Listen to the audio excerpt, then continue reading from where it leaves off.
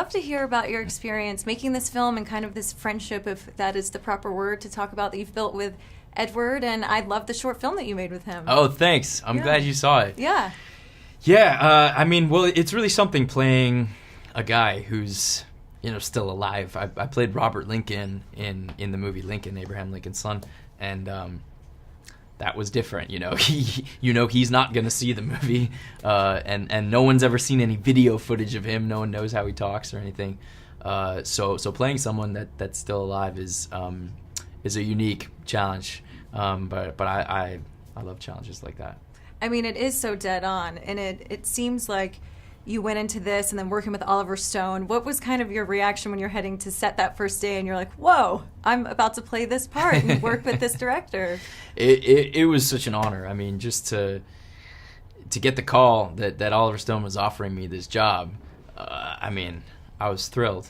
Although the very next thought I had was, wait, I don't actually know that much about Edward Snowden. I've heard his name, but if I ask myself, what exactly did he do, and why did he do it, and was that the right thing to do? I actually couldn't answer those questions. So I knew I had some learning to do.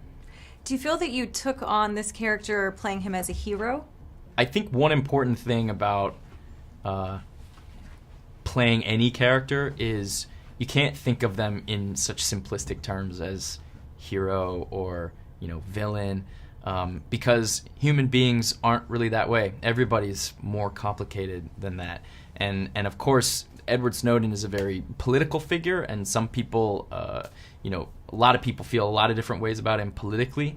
But I was playing the human being. I wasn't playing the political symbol. So, look, I can tell you, I personally support what he did, but that's just my opinion, and I wouldn't be so bold as to say that anybody should agree with me necessarily. They should look into it for themselves if they want to. But the way I was thinking of him was, who is he as a person? And I think that's what's going to make it an intriguing drama, whether you agree with what he did or you don't. And of course, this is a very serious time, a lot going on politically. Do you think this film's going to push the envelope and make some people think? I hope so. That's one thing I notice about, well, really every election cycle, but especially this one. Everyone's trying to simplify everything so much. The truth is these issues aren't simple, and I learned that doing this project, learning what I learned about Snowden. You see so much about him in the media, and whether positive or negative, a lot of it's just really simplistic. And the more I learned about it, the more I realized, boy, this isn't simple at all.